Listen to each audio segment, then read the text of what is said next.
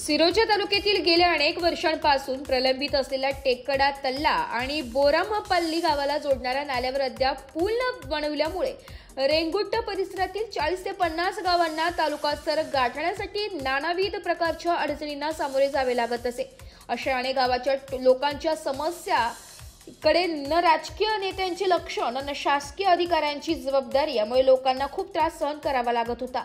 मात्र पावसाळा ऋतू कमी होताच या परिसरातील लोकांनी मिळून लोकवर्गणीतून एका मोठ्या नाल्यावर कच्च्या प्रकारे रस्त्याची निर्मिती करून वाहतूक सुरळीत करण्याचे कार्य केले.